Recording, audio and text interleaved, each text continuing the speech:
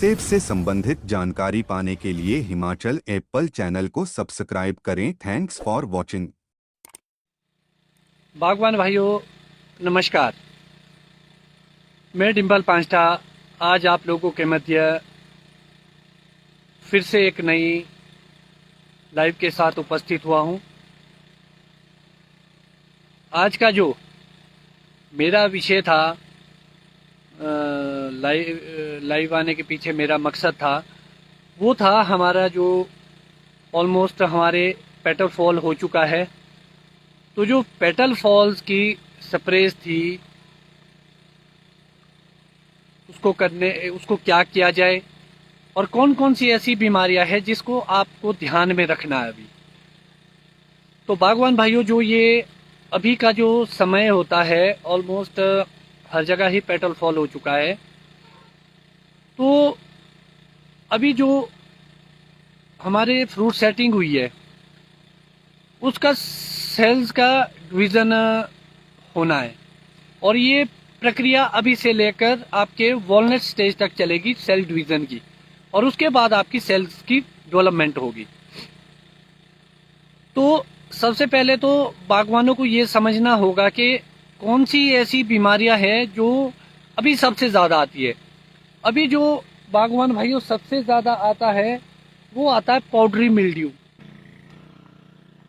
अगर आप देख पाएंगे बागवान भाइयों, ये हल्का सा सफेद चूर्ण सा,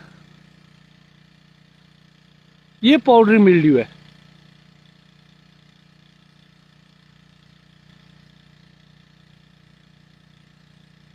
इसकी पहचान कर ले। बहुत सारे लोगों की मेरे पास शिकायत आती है कि बुलिया फीड लग गया। अभी बुलिया फीड नहीं होता है और मुझे दिखा भी नहीं कहीं। इसको बुलिया फीड समझ देते हैं लोग। बेसिकली ये पाउडरी मिल्ड्यू है।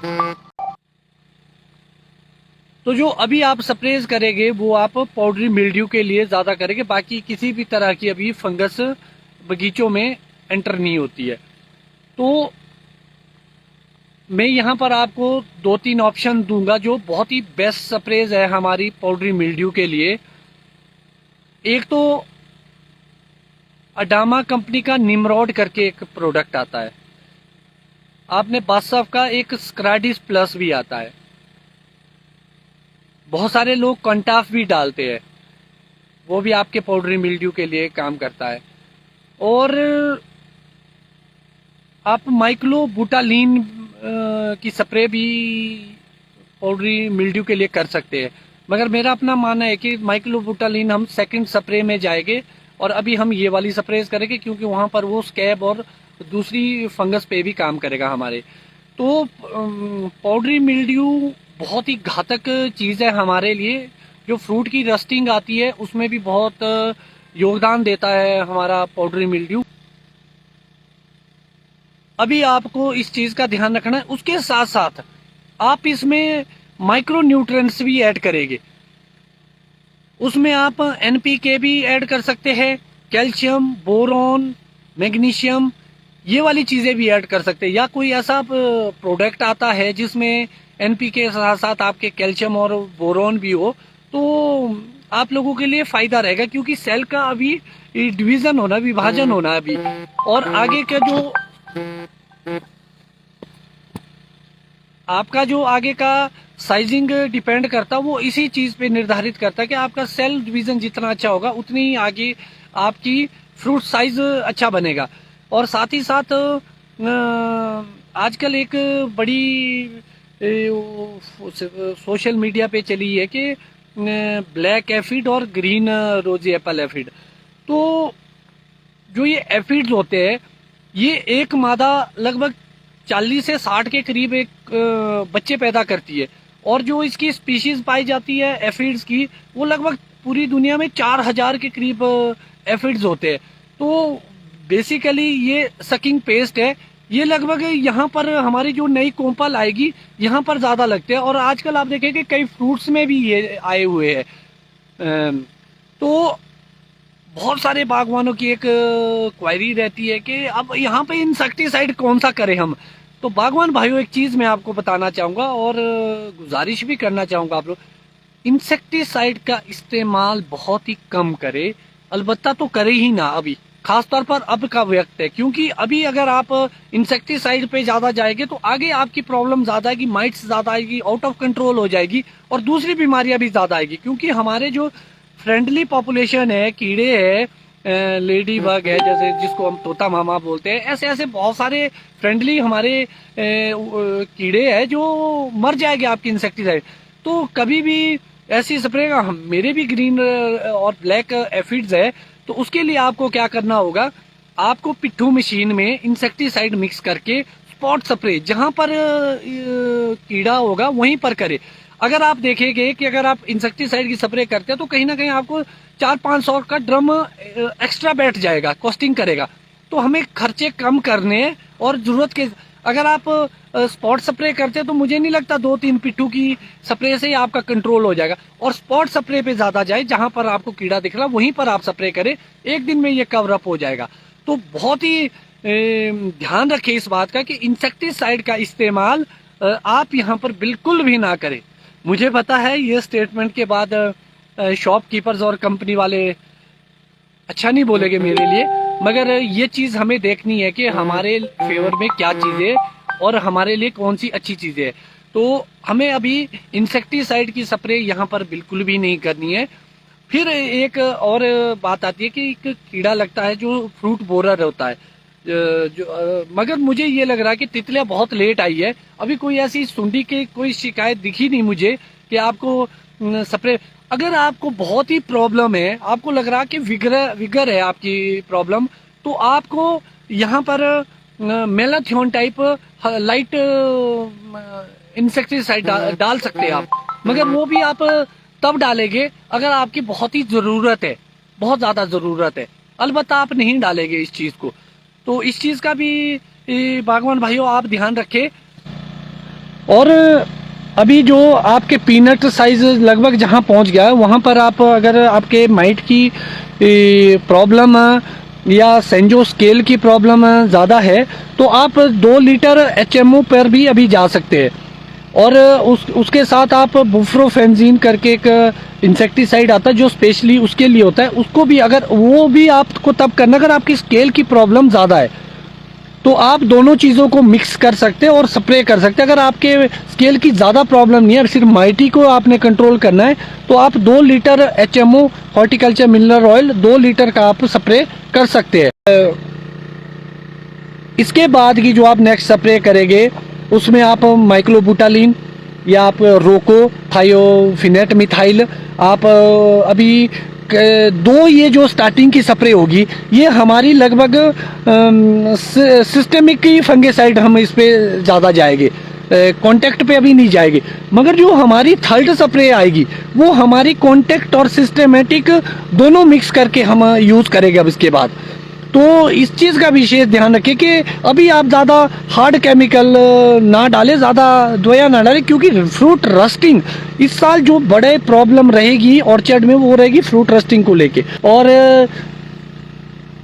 स्प्रेज का ज़्यादा ध्यान रखिए और ज़्यादा से ज़्यादा केमिकल मिक्स करने की कोशिश ना करें, 3-4 तरह की अलग अलग दवाइयाँ मिक्स ना करें, क्योंकि छोटा सा फ्रूट है, रस्टिंग आने का बड़ा कारण रहता है अभी।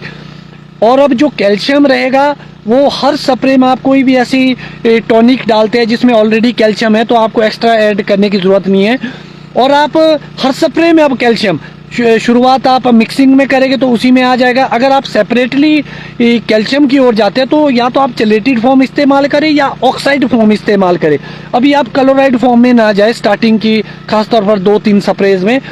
तो ध्यान यहाँ ये रखना कि कैल्शियम आपने वो करना है जिसमें आपके थोड़ा सा बोरॉन हो, थोड़ा सा मैग्नीशियम हो और थोड़ा सा नाइट्रोजन हो साथ में, या कॉम्बिनेशन ऐसे बहुत सारे आते हैं मार्केट में, आप उसको भी इस्तेमाल कर सकते हैं। बेसिकली हमारा मकसद ये है कि फार्मर के पैसे को बचाना और क्वालिटी फ्रूट की ओर फार्मर को ले जाना। और डिजीज मैनेजमेंट में आपको ये ध्यान रखना पड़ेगा कि कैसे आप कंट्रोल कर सकते हैं बीमारी। आपको आइडेंटिफिकेशन सबसे ज़रूरी होती है, आइडेंटिफिकेशन। कोई भी स्प्रे आप जब करते हैं तो देखा देखी में ना करें, आइडेंटिफिकेशन बड़ी ज़रूरी है कि ये पाउडरी मिल्ड्यू है, ये कीड़ा है, कौन सा कीड़ा और किससे मरेगा। अगर बहुत ही ज़्यादा कीड़े आ चुके हैं तब आपको स्प्रे पे जाना पड़ेगा, मगर बिना मतलब के आप इंसेक्टिसाइड ना करें। ये छोटी छोटी चीज़ें थी जिस पे आपको ध्यान रखने की आवश्यकता। लोग अवेयर रहे, आपको ये टेंशन ना हो कि क्या करूं कैसा करूं, किसी और पे डिपेंडेंसी रहे, तो हम आपको अवेयर करते रहेंगे वक्त वक्त के हिसाब से। और आप ये ना सोचे कि मैं कुछ अलग से स्पेशल डालता होगा। तो अगर मैं आपको बताना चाहूँगा, मैंने खुद भी आज निमरोड की स्प्रे करी है, साथ ही मैंने ये वाली स्प्रे में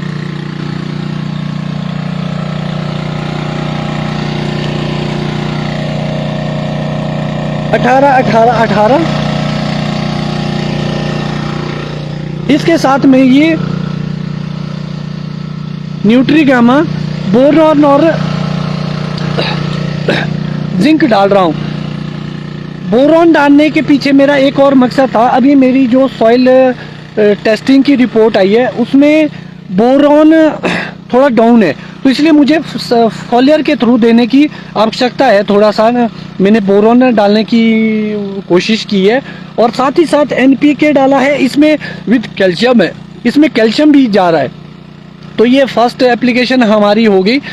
जब हम सेकंड एप्लीकेशन की ओर जाएंगे तो तब आपसे फिर से रूबरू होंगे। हो सकता कोई दूसरी बीमारियां हो, और कभी भी शॉपकीपर या कंपनी के बहकावे में ना आए कि आप जज करें कि वो वहाँ बैठ के आपको डिसाइड कर देगा, या आप अपने पड़ोसी या गांव वाले की वजह से। पहले अपने बगीचों में घूमते रहे, आइडेंटिफिकेशन करें। कोई भी प्रॉब्लम आती है आपको, उसके फोटोग्राफ्स खींच लीजिए या उसकी वीडियोग्राफी कर दीजिए छोटी सी, या मुझे भेज दीजिए, या किसी और भी आपके जो प्रोग्रेसिव ग्रोवर्स है, जो बहुत सारे लोग आपको अवेयर करवाते हैं, या डॉक्टर्स है किसी के टच में, हॉर्टिकल्चर विभाग जाइए। खास तौर पर मेरा एक गुजारिश रहेगी आप लोगों को, अगर आपको कभी भी अपने बगीचों में प्रॉब्लम आती है, जो नज़दीकी आपका हॉर्टिकल्चर विभाग है जहां आपके HDO या SMS बैठते हैं, ज़रूर वहां जाए। खासतौर पर मैं रोडू की बात करूंगा। रोडू की जो लैब है हमारी, प्लांट केयर लैब, तो वो बहुत ही अच्छा काम करिए। हमारे पास तो बहुत अच्छी टीम है यहाँ पर, तो आप ज़रूर उद्यान विभाग जाए। कोई भी बीमारी है उसको पहले क्लिक करे, फोटोग्राफ्स ले उसके, या वीडियोग्राफी करे, या उसके सैंपलिंग इकट्ठी करके ज़रूर डॉक्टरी सलाह ले किसी ना किसी से। ज़रूर ऐसे ही हर किसी से ना पूछ के कि पड़ोसी क्या कर रहा है हमें भी वो करना है, इस चीज़ पे मत जाए आप। पड़ोसी क्या कर रहा है वो उसकी प्रॉब्लम है, आप वो उसको फॉलो अप ना करें। हाँ, अगर आपका पड़ोसी बागवान बहुत ही प्रोग्रेसिव है, उसको हर चीज़ का ज्ञान है, आप उसकी सलाह ज़रूर ले सकते हैं और अपने बगीचा विजिट करा सकते हैं। ये क्योंकि ये काम एक का नहीं है, बहुत सारे बागवान आज प्रोग्रेसिव है जिनको ज्ञान है हर चीज़ का। तो ऐसे ही आप देखा देखी में स्प्रे बिल्कुल भी ना करें, मेरी आपसे ये गुजारिश रहेगी।